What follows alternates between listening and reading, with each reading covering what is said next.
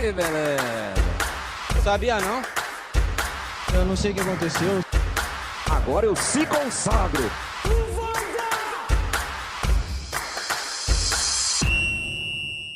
Fala galera, Artigo 5 em Campo para mais um podcast, episódio número 17, onde falaremos de La Liga, né? E obviamente vamos falar desse campeonato focando na trinca, né?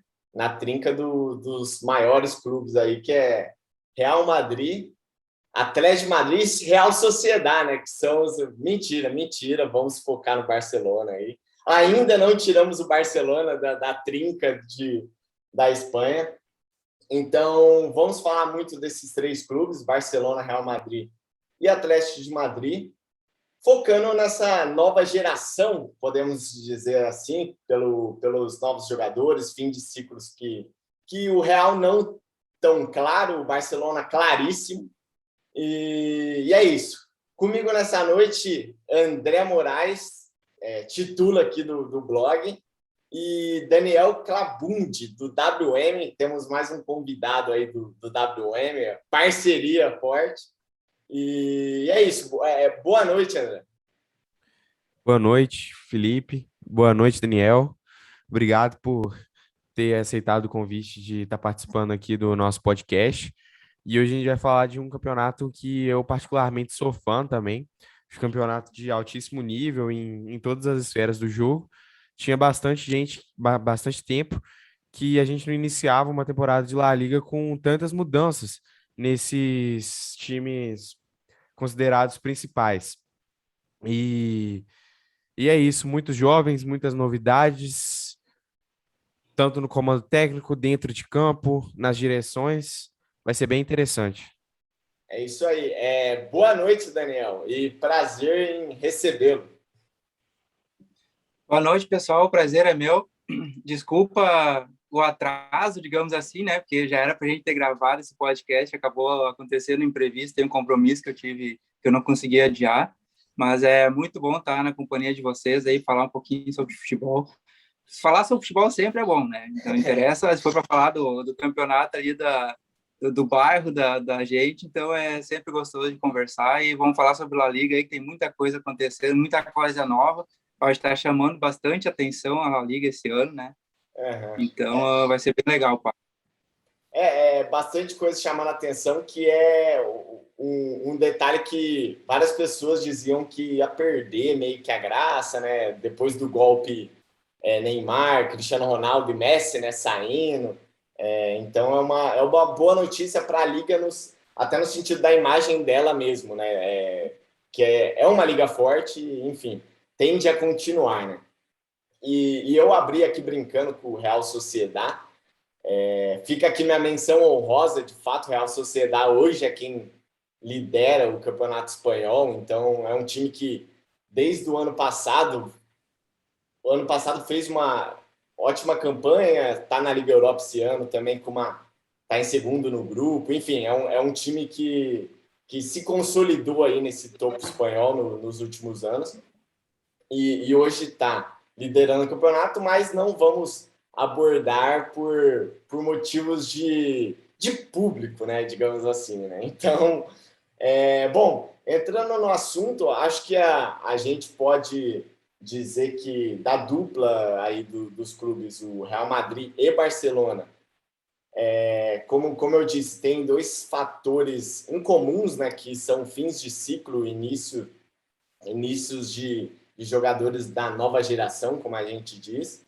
Então, é um assunto que podemos iniciar por essa igualdade aí nos cenários dos clubes, né?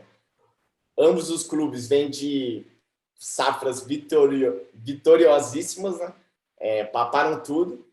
E aí eu passo a bola para vocês no sentido, André, os cenários são idênticos ou eu estou aqui exagerando? Bom, na verdade, eu acho que os cenários são bem diferentes. Acho que teve poucas vezes na história que o cenário entre essas duas potências foram tão díspares. Eu acho que a última vez que a gente viu uma diferença tão grande talvez tenha sido justamente na época que o Ronaldinho chegou ao Barcelona, mais ou menos em 2006 ali. O Barcelona passava por uma crise enorme e o Real Madrid estava na era galáctica, então naquela época a diferença era muito visível. A gente voltou a um cenário em que a diferença está muito grande.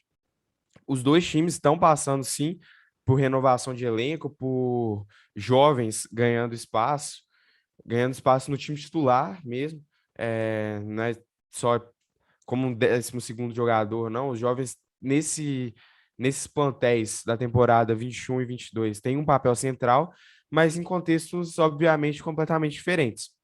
O Barcelona está numa crise que já vem desde a gestão lá à porta, e o Real Madrid simplesmente está passando por uma troca de treinador que até agora tem sido benéfica. Então, jovens como Vinícius Júnior, Valverde, Camavinga, Rodrigo e tantos outros têm a oportunidade de se desenvolver em um cenário mais favorável, com jogadores renomados, com jogadores que já estão há muito tempo no elenco, que podem que podem auxiliar nesse processo de transição, enquanto no Barcelona é literalmente uma terra arrasada. Não tem outra palavra para dizer.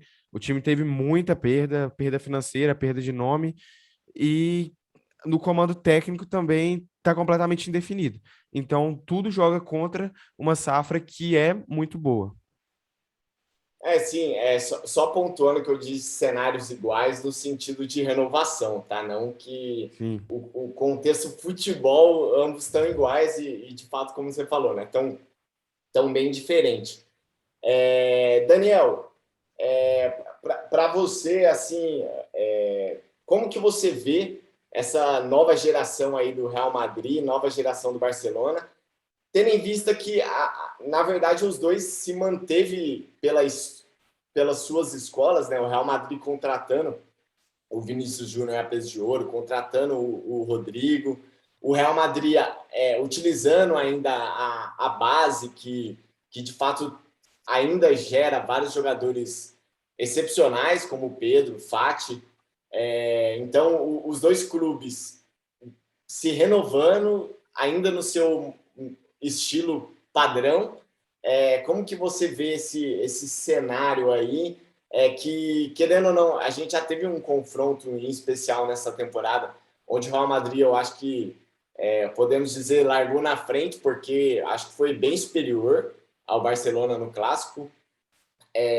Então, assim, acabei me prolongando, mas o que você acha aí dessa nova geração do Clássico? E aí pode dar seu enfoque aí à vontade. Ou no Barcelona, ou no Real Madrid. Como o André, são duas coisas bem diferentes, mas os dois clubes fazendo a mesma coisa de sempre, né? Que é o que tu comentou, o Real Madrid contratando muito e o Barcelona revelando muito, né? O André comentou até dos tempos de Ronaldinho, daí o Messi estava surgindo, tinha Iniesta, Xavi, logo depois veio o Busquets.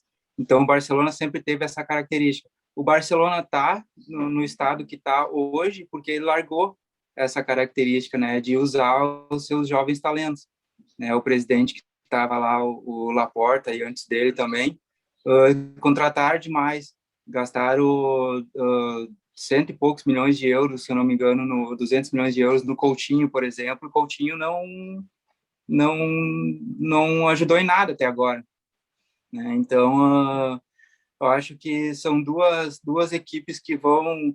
outra questão bem interessante é o Ancelotti no Real Madrid, porque lá atrás ele ajudou bastante também numa renovação do Real Madrid, né, a criar um elenco vitorioso, foi vitorioso também. Então, são duas equipes que vão sofrer. O Real Madrid não tanto, porque o Vini Júnior está explodindo, né, mas eu acho que o Barcelona vai sofrer muito essa temporada.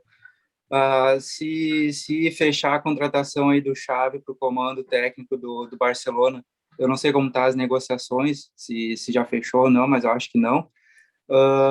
Vai ser um processo bem longo, demorado e sofrido para o Barcelona, né, até ele conseguir implementar as ideias de jogo dele. E, mas eu acho que nesse quesito o Real Madrid está saltando na frente, até porque o Rodrigo, o Vinícius Júnior, o Valverde, né, são jogadores que já estão há 2, 3 temporadas no clube, já estão adaptados e já estão começando a colher os frutos da contratação.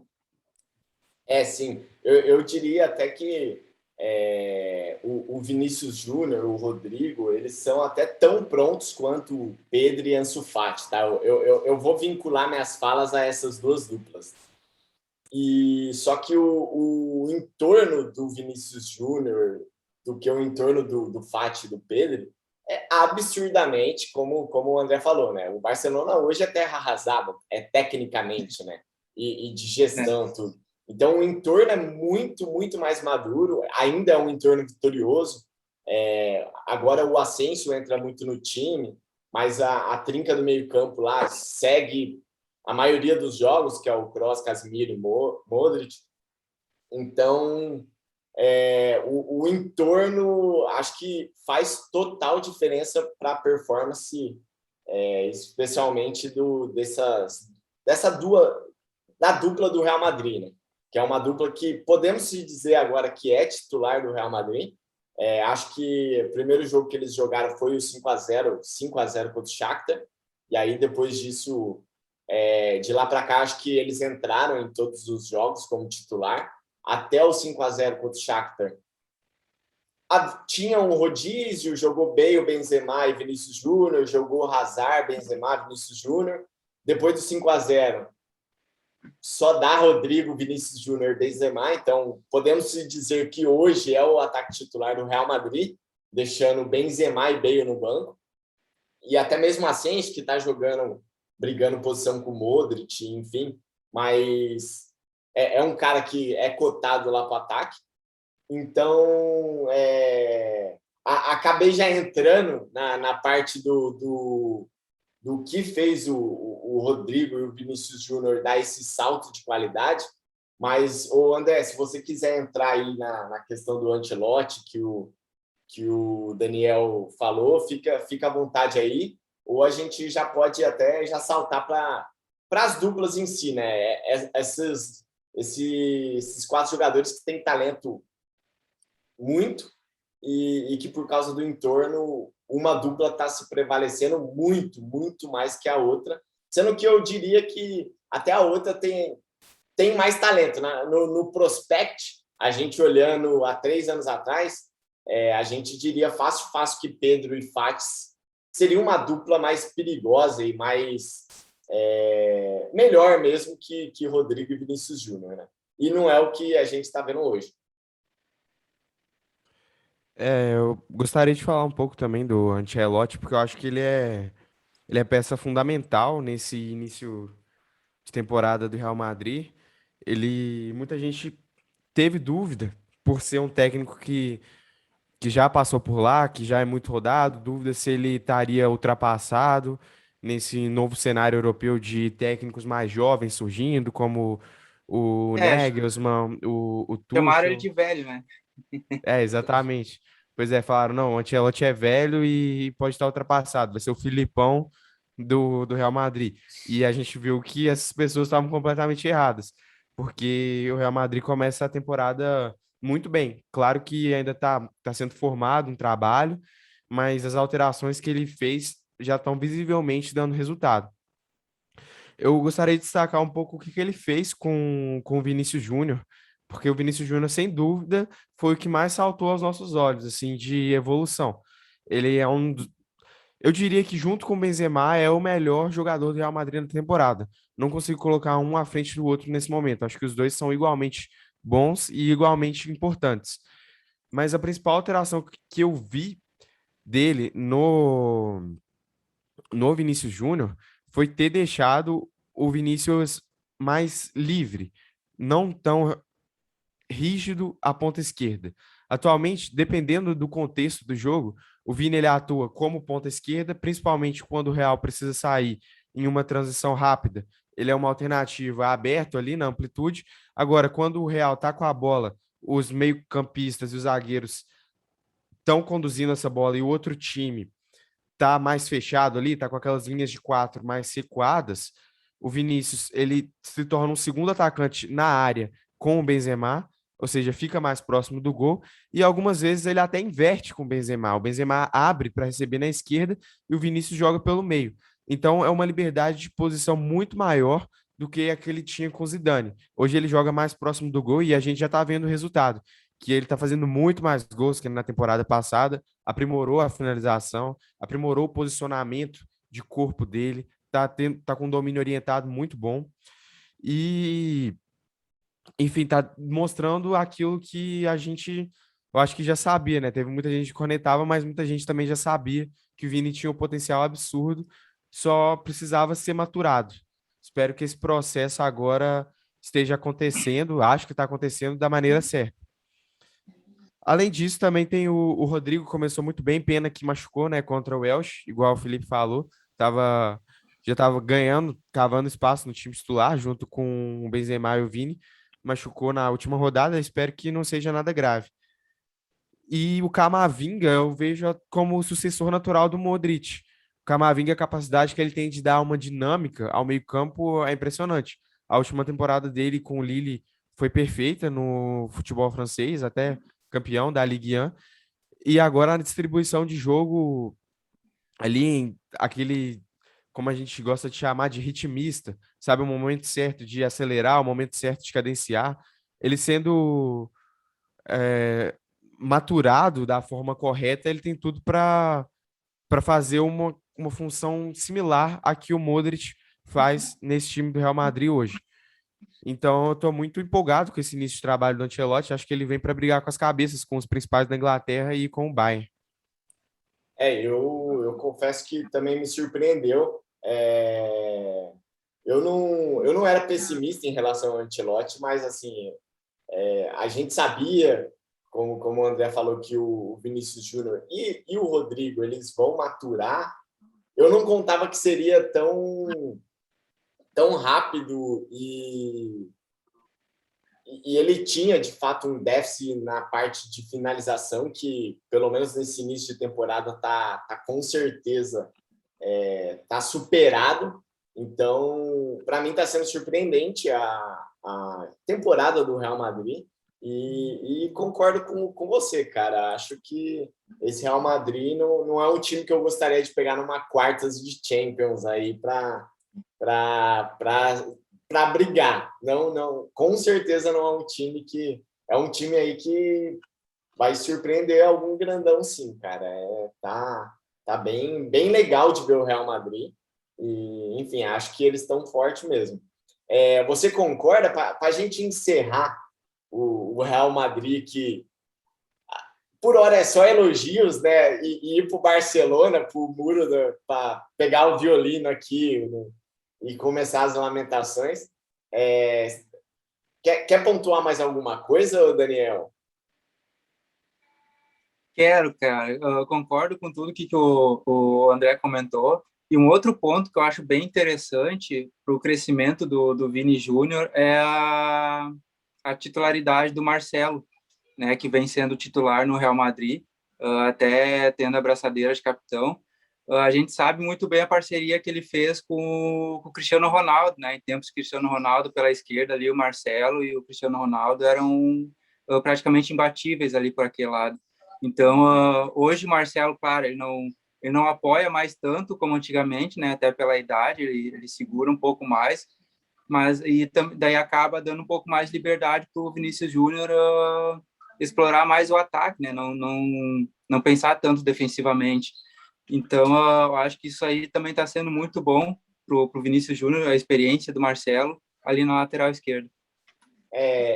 Belo ponto, Daniel, porque de fato eu ia deixar isso passar e até no jogo contra o Elche, eu não lembro quem estava comentando o jogo, tudo, e fez esse comentário, né? Assim, tecnicamente o Marcelo acho que indiscutível, um dos maiores da história, né? Então, assim, ele agrega demais na construção do time. E quem estava jogando pela esquerda, alguns jogos, foi o Alaba, que também não é pouca coisa, né? Mas, assim, de fato, o Marcelo, no quesito criatividade e criação de jogo. Principalmente esse modelo que o André falou, quando o Vinícius Júnior entra na área, que é o modelo que o Real está dando pressão, né? Ele agrega demais, e o pessoal da transmissão do jogo até pontuou Foi alguns o Gustavo lances do Hoffmann. Contra o e Elche, Gustavo pontuou Hoffmann. algumas jogadas do Marcelo e de fato, é gênio, assim, o Marcelo é só gênio. Eu sou... Acho que todo mundo que é fã de futebol é fãzaço do Marcelo, né? Mas belo ponto aí que, de fato, ia passar aqui. E, pô, show de bola. Indo pro outro clube, o nosso queridíssimo Barcelona, agora o Koeman saiu, né? O André ele já deu uma opinião aí que aparentemente já melhorou. Não sei se a amostra é grande para a gente poder dizer que já melhorou, mas o André já deu uma opinião aí dele. A não ser que eu entendi errado, André, mas acho que você já viu melhora, né, com a saída do Koeman. E aí eu queria passar a bola para vocês, talvez começando com você, Daniel, agora. Se o Koeman foi um erro mesmo, se ele não teve tempo para trabalhar, que é a pergunta manjada hoje quando se fala de demissão de técnico rápido, é aquele casamento que já iniciou fracassado, que é uma frase também manjada que a gente utiliza quando um técnico assume um time da grandeza do Barcelona. Muitas vezes a gente já tem esse feeling, né? Esse técnico vai dar certo. Esse técnico não vai durar. O que você acha? Assim, eu queria focar o primeiro debate no Koeman para depois a gente ver o horizonte, agora que não tem o Koeman para atrapalhar, né? E se, de fato, tem como tirar mais desse Barcelona. Então, pode dar sua visão aí do... Aí, se você quiser focar na questão do time, tudo, fica à vontade. Hein? Não, eu, na minha visão, acho que foi um erro, sim, a contratação do Koeman. Ele fez um bom trabalho na seleção holandesa, né? Foi um trabalho ok, não foi nada excepcional. Então, a diretoria do Barcelona, ela já sabia como seria o trabalho do Koeman por conhecer. Então, eu acho que eles foram muito impulsivos nessa contratação.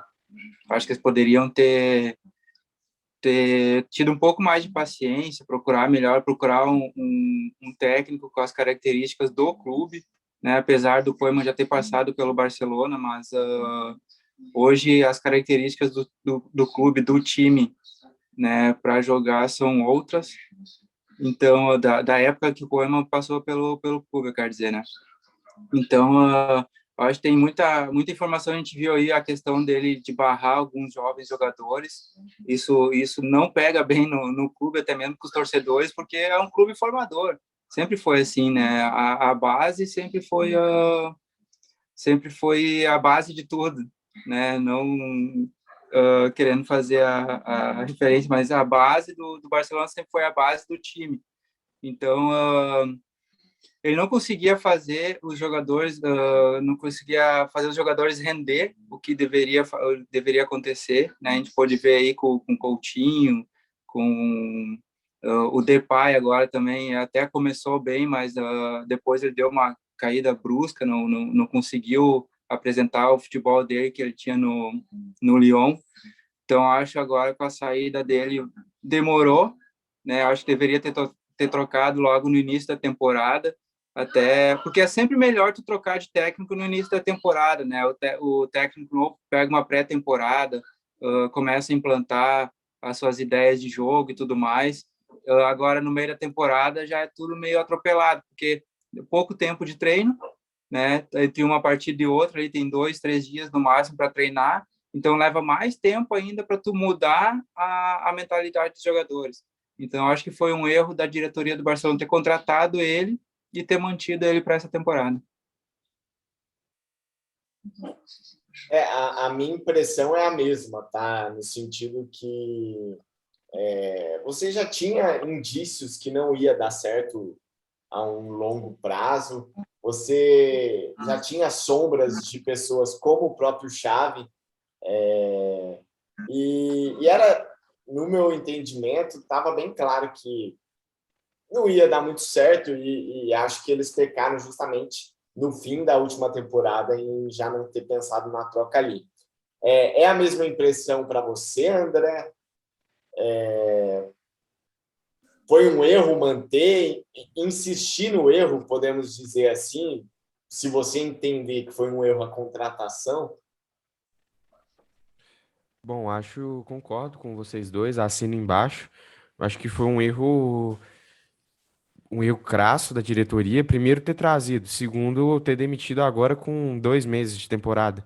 Só evidencia o despreparo do comando técnico. Se demitiu agora, por que que não demitiu no início da temporada? Eu estava vendo até um pouco antes aqui uma entrevista do Marcelo Beckler, que ele falou que ele foi participar de um programa lá e a primeira coisa que falaram para ele no programa era que o Barcelona tava igual a um time brasileiro. E é exatamente essa impressão que a gente tem atualmente, que o Barcelona, o comando, não muda do comando do Flamengo, do Corinthians, do São Paulo, é assim, é falta de comando mesmo. E o clube, como instituição mesmo, dos que a gente acompanha e considera como os maiores da Europa, era um dos que melhor conduzia a questão de escola no time, junto com o Bayern. Então a gente está quase 15, 20 anos vendo um Barcelona com a mesma escola de técnicos, com técnicos que pensam o futebol de uma maneira parecida. Veio desde do Guardiola, o Luiz Henrique, o Tata Martino, o Valverde, todos esses tinham aquele jogo posicional, aquela construção trabalhada, e o Koeman foi uma ruptura em um momento de completa crise. Foi um ponto fora da curva que parece que vai ser corrigido agora com o Xavi. Eu acho que tudo vai depender da expectativa da diretoria, se eles querem realmente colocar o time nos trilhos de novo com um trabalho longo, mas com certeza o Koeman foi um erro e tem chance, não vou cravar que sim, de voltar a esse mesmo estilo de trabalho que eles tinham com o Xavi no comando. É o cria de La Masia que vai conduzir muitos novos jovens que estão surgindo. Então é um momento que pode ser interessante. Só que, como eu disse, tudo depende da forma como o comando técnico do Barcelona vai querer lidar com esse trabalho. Não adianta pensar que o Xavi vai chegar hoje e amanhã o time vai estar completamente diferente. Não, nada disso. 80% de posse de bola, 5 a É, 0 não. no Dinamo de Kiev. Até porque o time hoje tá fora da classificação para as oitavas de final da Champions League. O próximo jogo vai ter o comando interino, então o time tem chances reais de não passar para as oitavas. Enfim, a curto prazo vai ser muito difícil ter resultado. E Tudo tem depende chances do comando técnico. reais que é o... Até já que você citou o Beckner, né? Hoje uma das referências sobre Barcelona, né? O Beckler falou mesmo que talvez o problema nem seja passar na Liga dos Campeões, porque até passar da Liga dos Campeões para tomar outro 8 do Bayern, assim, você sabe que não vai chegar. Mas assim, o que seria drástico pro Barcelona é não pegar uma nova classificação, né? Que é o que está acontecendo, né? Na classificação atual, hoje o Barcelona está em nono, pô. Então, assim, e aí citando o Beckler, né? Ele até comentou que a imprensa catalã, no jogo Real Madrid-Osasuna, que até empatou tudo, a imprensa estava dividida. E aí, vamos torcer para o Osasuna, pela rivalidade, por tudo, ou vamos torcer para o Real Madrid, porque hoje a gente briga com o Osasuna na classificação. Então, assim, é bizarro esse cenário. Não é bizarro o entendimento desse cenário, porque a gente sabe como que chegou, né? Os episódios que aconteceram para o Barcelona chegar nesse cenário, mas só pontuando que acho que seria mais catástrofe ainda não classificar, ficar entre os 5 aí para pegar pelo menos uma Liga Europa no espanhol, que é o que está acontecendo e se o Xavi não, pelo menos melhorar um pouquinho, é o que vai acontecer nessa temporada, né? Então, focando um pouco no Xavi, eu até disse que se o Xavi melhorar um pouco, né? Acho muito difícil por tudo que o Xavi representa, tudo que o Xavi jogou, tudo que o Xavi viveu de Barcelona, ele pelo menos não impor um estilo, né? Acho que é uma das peças do tamanho de Guardiola e Cruyff, assim, para a história de Barcelona. Então, não vejo como, pelo menos, o Barcelona não assumir no seu estilo em si. Daniel, o que você acha? Tem tudo para dar certo? Com esse Barcelona, nada dá certo? Qual que é a sua impressão aí do Xavi assumir esse time? Eu ia falar nova geração, mas ainda tem um Busquets, Piqué, então não é totalmente uma nova geração de Barcelona, né? Mas é um novo time aí, podemos dizer. Não, eu acho que tem tudo para dar certo, sim, Felipe. Até porque o estilo de ideias de jogo do Xavi, ele casa muito bem com o estilo do Barcelona, que já vem há anos, né, sendo treinado. Então, essa nova geração que está chegando, essa garotada, o Puig, o Ansu Fati, o Pedri, né, vários jogadores que estão chegando, eles foram é até chato dizer criados, né? Porque fica uma coisa estranha tu dizer criados, mas foram treinados na base para jogar assim, né? Tem um Coutinho que eu acho que o Xavi vai conseguir alavancar o futebol dele de novo. O Busquets não tem nem o que falar dele. Tem o De Jong, que é um cara, não é novo, mas também não é velho, tem 24 anos. Eu gosto muito do futebol dele, eu acho que o Xavi vai conseguir alavancar o futebol De Jong novamente. Casa muito com o estilo do próprio Xavi, né? Assim, Exatamente. até como jogador, né? Fazendo... Exatamente. Então, acho que ele vai acabar sendo um dos titulares no meio de campo do Xavi. Então, tem tudo para dar certo, só que ele precisa de tempo, né? Não adianta ele chegar aqui e, sei lá, daqui 30 dias ali, 8 jogos, 6, 8 jogos, a diretoria achar que não está dando certo, ou ele vai ter 3, 4 derrotas e já querer mandar ele embora. Não é assim que funciona o negócio. Futebol é mais complicado do que isso, né?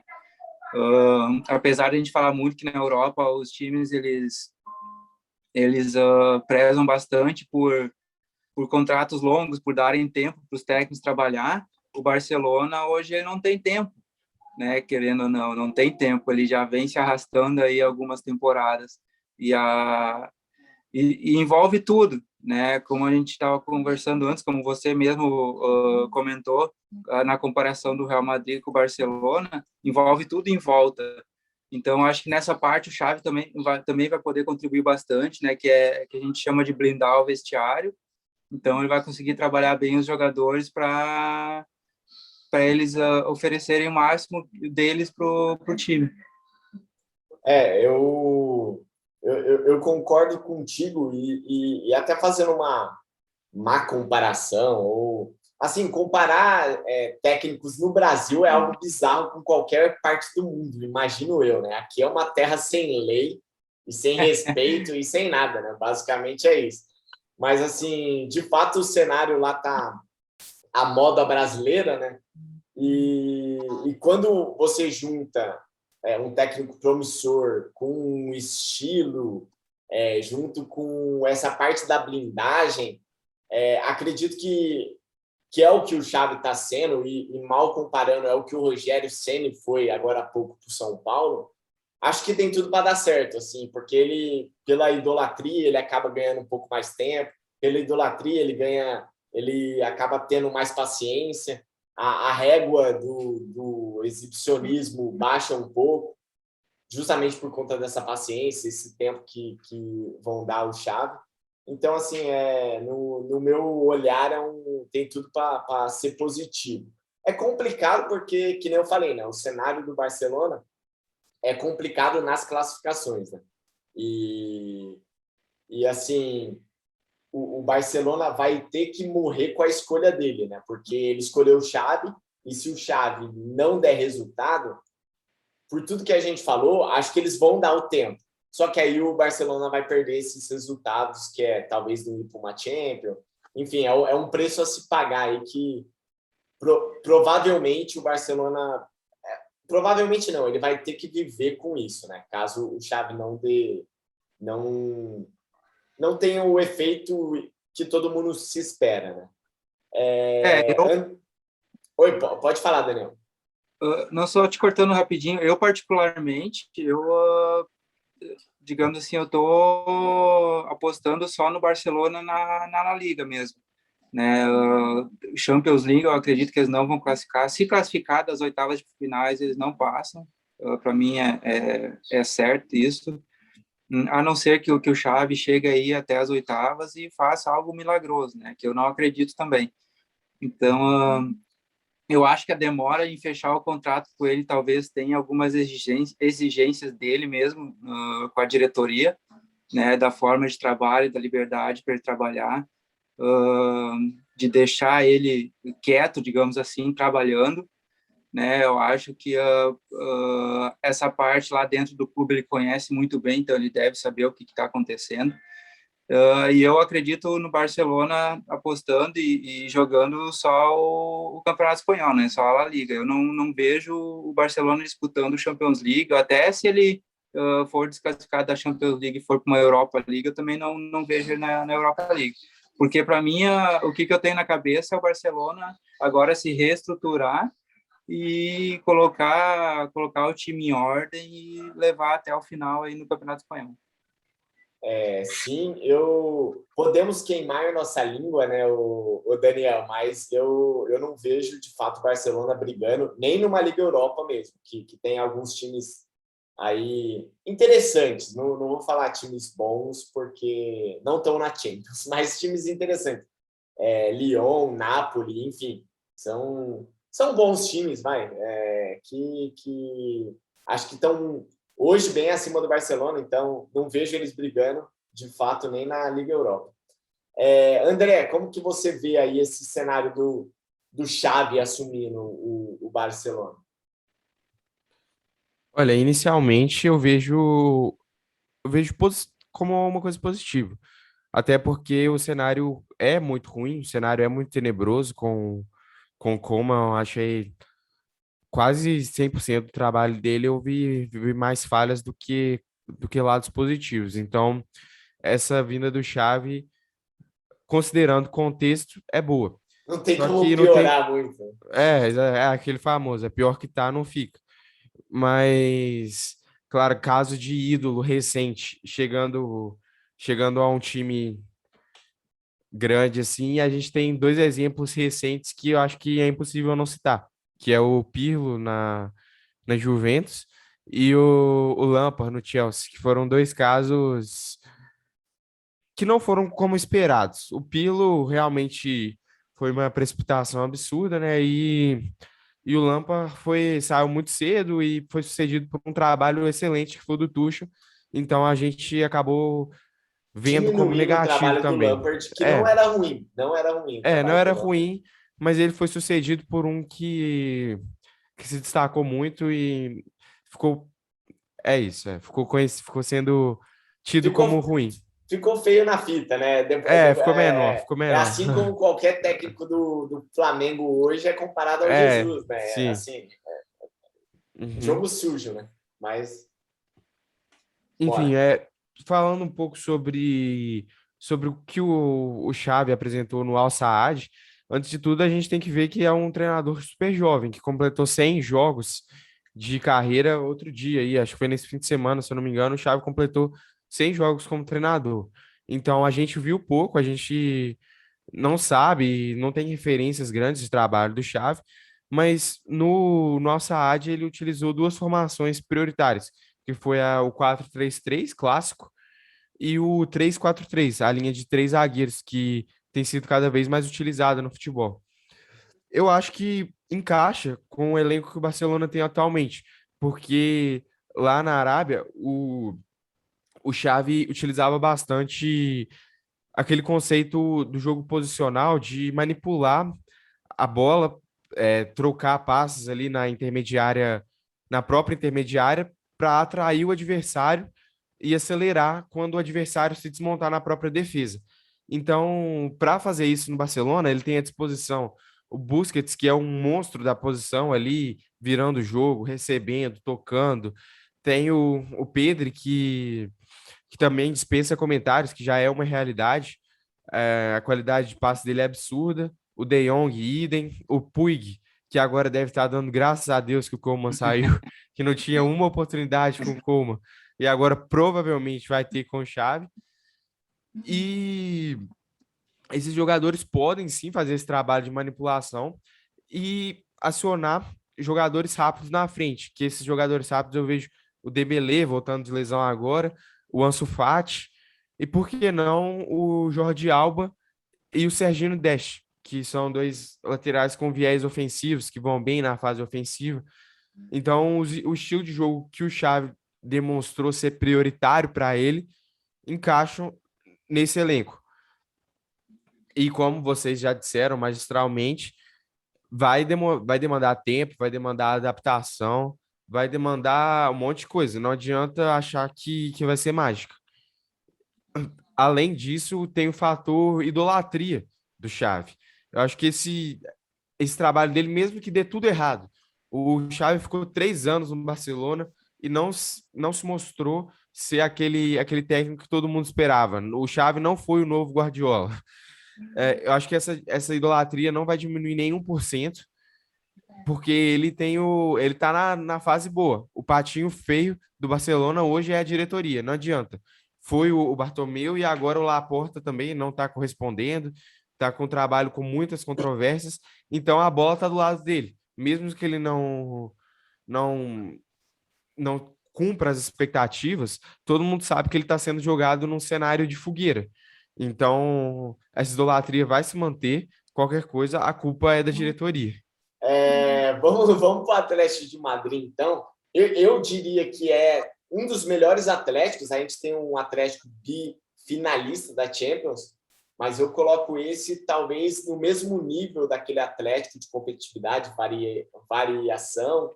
Então, no meu ver, é um Atlético muito forte e está no mesmo nível de atuação, basicamente, que sempre teve, que é constante, né? O nível Simeone, podemos dizer que é constante, né? Desde quando ele assumiu o Atlético, se eu não me engano, em 2013.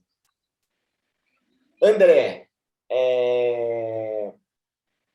para você, eu viajei no sentido de comparar esse Atlético atual campeão espanhol, podendo se classificar no grupo da morte da Champions League, com o Atlético bifinalista, ou estou sendo otimista demais? Qual que é a sua impressão, hein?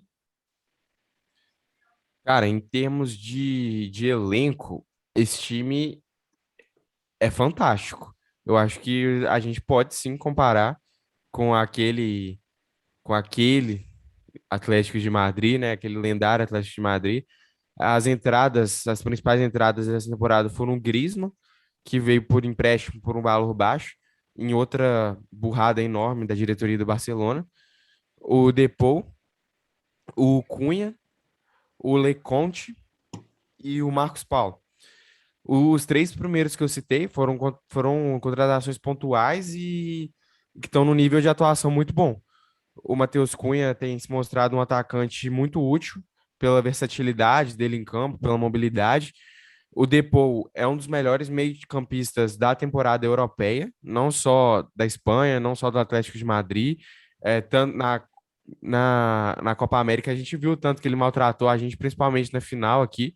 Foi um show de atuação entre roubar a bola e já sair construindo. E o Griezmann ali para jogar no novo termo que está na moda, né, para jogar nas entrelinhas, é fantástico, porque ele pode jogar como segundo atacante, pode baixar para receber a bola ali, pode chegar na área, porque o poder de finalização dele é muito bom. E o nível de atuação dele com relação ao Barcelona tem melhorado, até porque a passagem dele no Barcelona foi bem fraca. Então, esse time tem um potencial absurdo, só que até agora, assim, tá numa média. Tá naquilo, assim, que eu esperava por eu não ser mais um entusiasta desse trabalho do Simeone. Eu admito que já tem um tempo já que eu tô, não torcendo o nariz, mas um pouco cansado desse Atlético de Madrid, que tem um trabalho muito duradouro. Então, esse time tá ali na linha do que eu esperava. Não tá fantástico, nem nem está abaixo das expectativas. Gostaria de destacar especialmente o jogo mais importante, mais difícil da temporada, que foi contra o Liverpool. O Liverpool que está no nível de atuação superior a qualquer um dos times que a gente tenha citado aqui hoje. Realmente está muito bem. E o Atlético foi muito bem. O Liverpool começou ganhando de 2-0, o time não se desesperou, teve um controle emocional muito bom, somado a um nível de atuação muito bom. O Griezmann conseguiu conduzir aquele time ao empate e logo depois foi expulso. Foi o vilão e o herói ao mesmo tempo. Só que o time perdeu e eu achei um pouco injusto, porque no final teve um pênalti que, na minha opinião, foi pênalti e não foi marcado.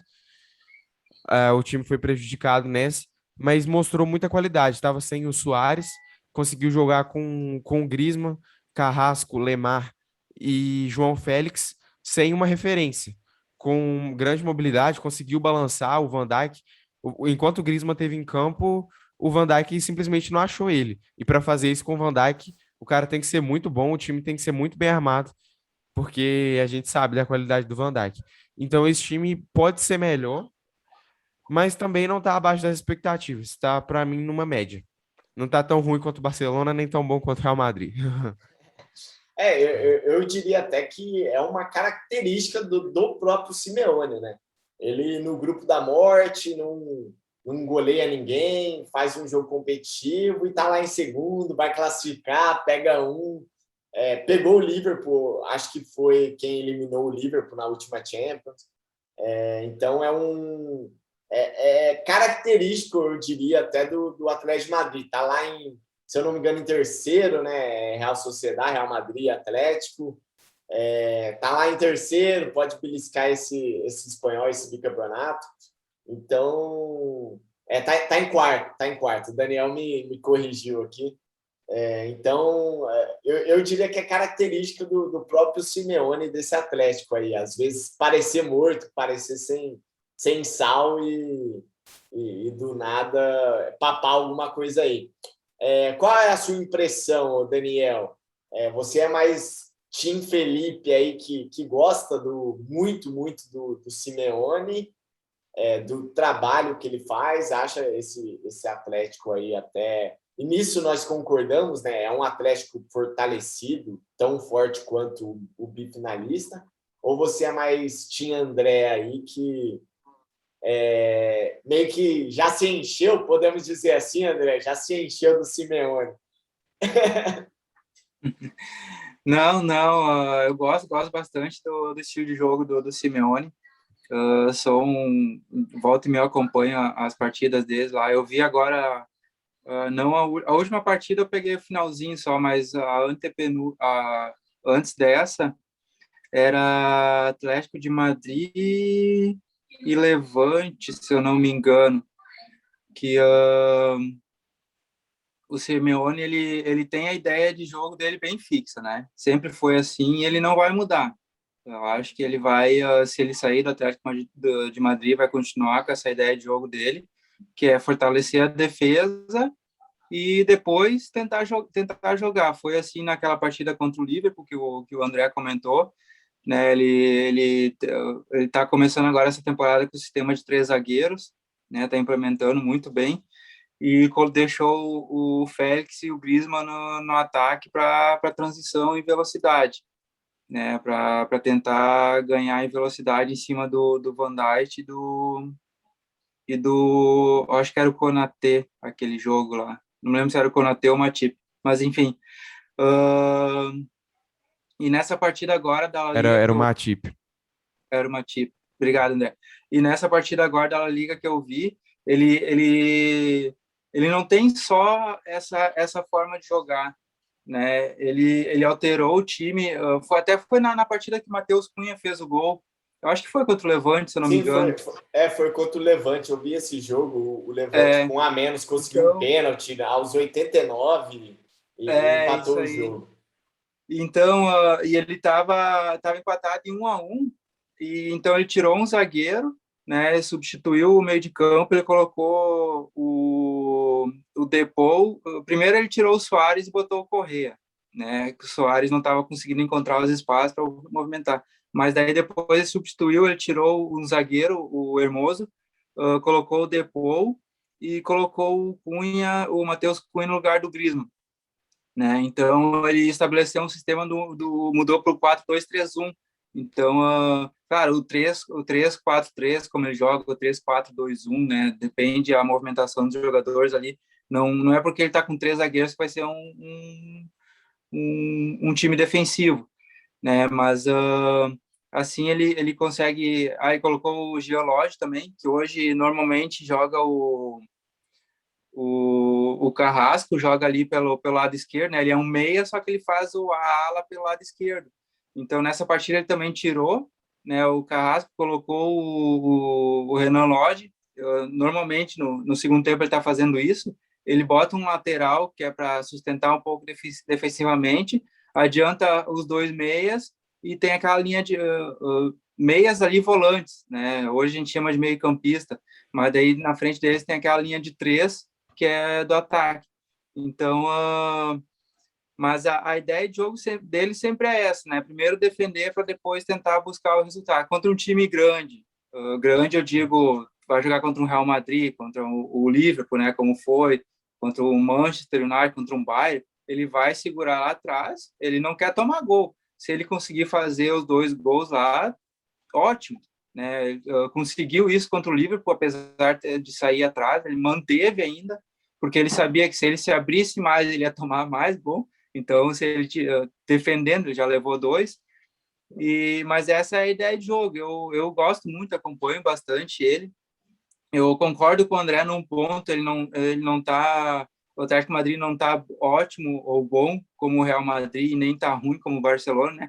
Acho que ele ainda tá ali no meio termo, até porque ele tá em 4º lugar na La Liga, né? Eu acho que ele vai evoluir ainda bastante. Ele tem boas peças aí, como vocês já comentaram, né? Tem o Carrasco na frente que pode entrar, tem o Matheus Cunha que está chegando agora, o Depou chegou agora em julho, né? E na frente eu acho que ele conseguiu esse esquema, esse 3-4-3 dele. Ele consegue colocar o Griezmann, o Soares e o João Félix para jogarem juntos, né? Que são ótimos jogadores, né? Não tem nem o que falar desses 3. O Griezmann passou uma fase ruim aí no Barcelona, mas agora no Atlético Madrid, no Atlético Madrid está se encontrando novamente. Você até tocou num ponto que eu ia abordar, mas vamos lá, o André pediu a palavra aí. Eu ia abordar na palavra no ponto que o Daniel falou da criatividade, mas pode complementar aí, André, depois eu falo. Não, rapidamente, só fazer um comentário um pouco maldoso aqui. O Griezmann voltou de férias, ele passou férias em Barcelona, agora ele voltou para o Atlético de Madrid. Voltou lá pegar uma praia e voltou. Exatamente. O André vem com esse comentário maldoso aqui, até perdi a concentração aqui.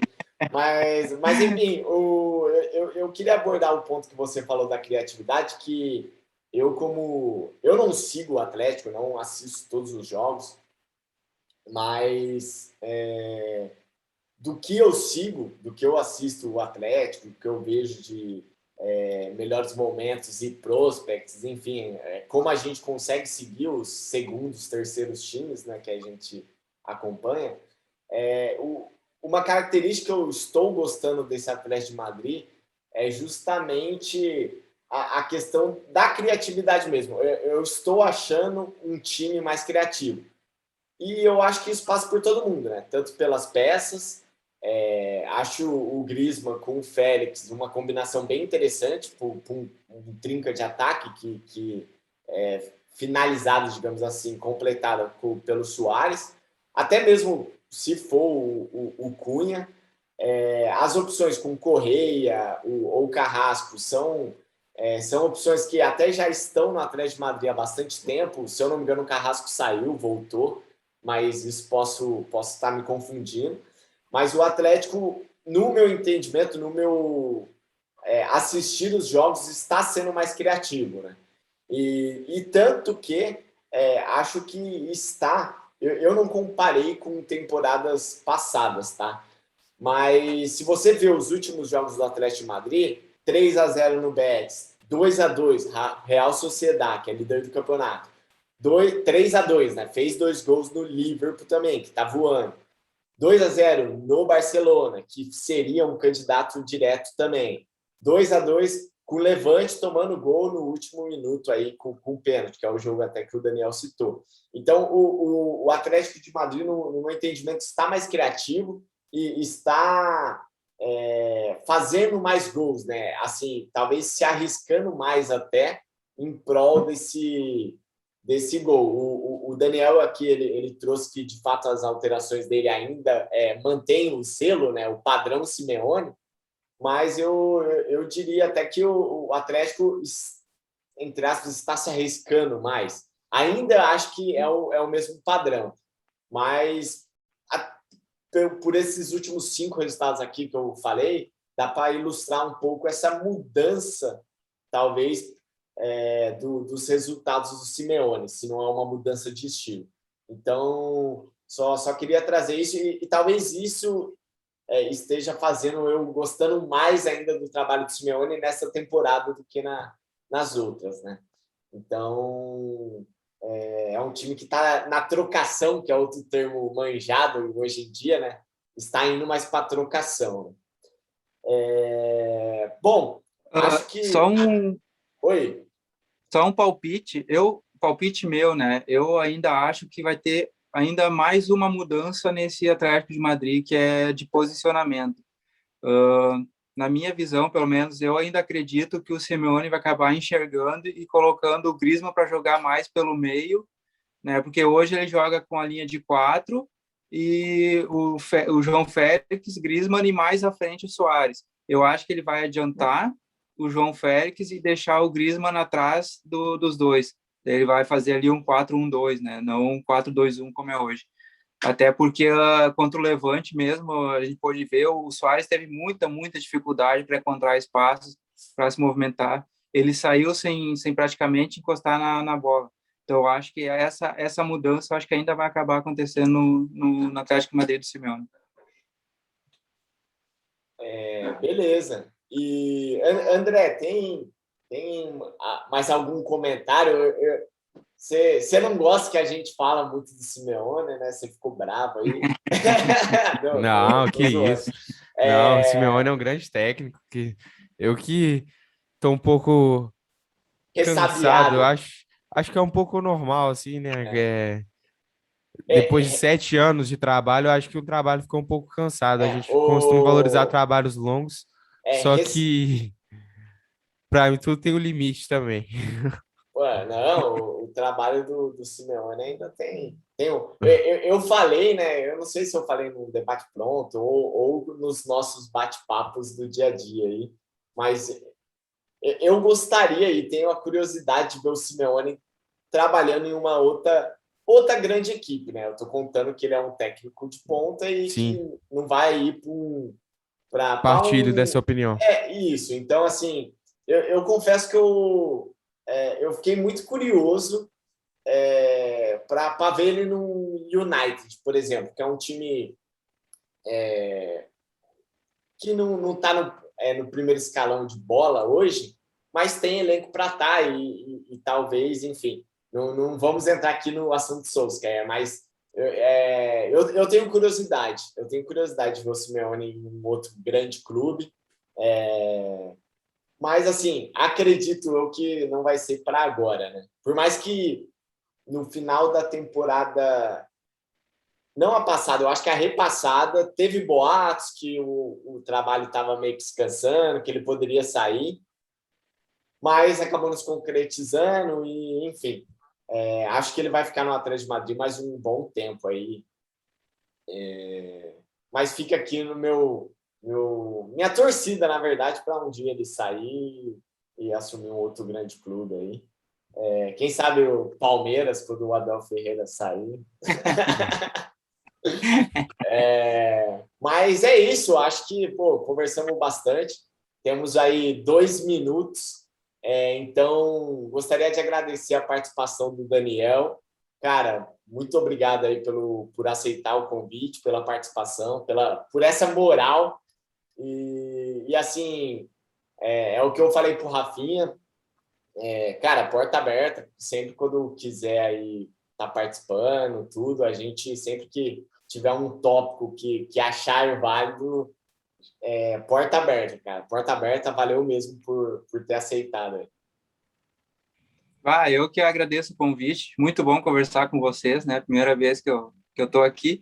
E o mesmo eu digo para vocês, né? Quando quiserem aí bater um papo sobre qualquer liga aí, espanhola, inglesa, brasileiro, tanto faz, dá um grito. Quiserem minha companhia aí com vocês para falar sobre futebol, então aí é só dar um grito e marcamos um horário e vamos bater um papo. Beleza. André, 30 segundos para você se despedir. Pô, galera, muito obrigado aí por mais um episódio. Sempre um prazer participar aqui. Muito obrigado especialmente Daniel, que aceitou o nosso convite. Esperamos estar juntos em mais oportunidades. E muito obrigado a você que nos acompanhou até aqui. De grande valor para a gente, cada um que ouve. E peço desculpas pela minha voz, que está um pouco fanha. Fechou então, galera. Muito obrigado. Aquela força nos likes. Que beleza. Sabia não? Eu não sei o que aconteceu. Agora eu se consagro.